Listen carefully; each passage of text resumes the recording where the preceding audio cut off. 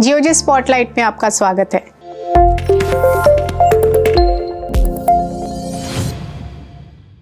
नया साल शुरू होते ही सभी tax payers tax saving investment की तलाश करते हैं। इसके लिए पीपीएफ और ईएलएसएस ज़्यादातर लोग पसंद करते हैं। इन दोनों में से कौन सा अधिक फायदेमंद है, आइए जानते हैं। पीपीएफ योजना सुनिश्चित रिटर्न प्रदान करता है और धारा एटीसी के तहत कर छूट में लाभ उठाने में मदद करता है। इस समय सरकार द्वारा दिए जाने वाले ब्याज 7.1% है। आइए इसके फीचर्स चेक करते हैं। कम जोखिम, निवेशकों को सरकार द्वारा गारंटीकृत रिटर्न मिलता है, इसीलिए ब्याज दर भी कम मिलता है। ये जानकर भी बहुत से लोग पीपीएफ को निवेश के लिए चुनते हैं।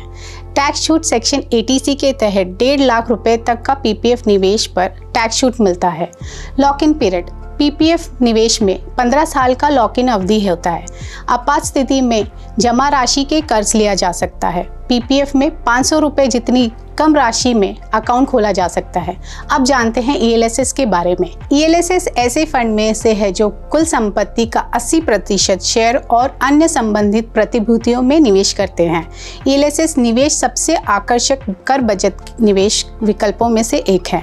उच्चतम रिटर्न, ईएलएसएस सबसे अधिक कर कटौती योग्य निवेश योजनाओं में से एक है जो उच्चतम रिटर्न प्रदान करता है। ईएलएसएस का पूर्व प्रदर्शन देखें तो 3 से 5 साल की अवधि में 11 से 14% की रिटर्न प्रदान किया है। पीपीएफ की तरह ईएलएसएस सुनिश्चित रिटर्न नहीं देता। ईएलएसएस निवेश लाभ और हानि के अधीन है क्योंकि वे शेयर बाजार से जुड़े हुए हैं। कर में छूट, इनकम टैक्स एक्ट के सेक्शन एटीसी के तहत 1.5 लाख तक के निवेश पर टैक्स छूट मिलता है।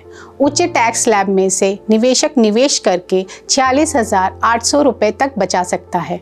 एसआईपी विकल्प, सिस्टमैटिक इन्वेस्टमेंट प्लान के माध्यम से आप ईएलएसएस में कम से कम 500 रुपये का निवेश की शुरुआत कर सकते हैं। लॉक इन पीरियड, ईएलएसएस में लॉक इन अवधि 3 साल है। यह अन्य कर बचत निवेशों की तुलना में सबसे कम है। धन्यवाद।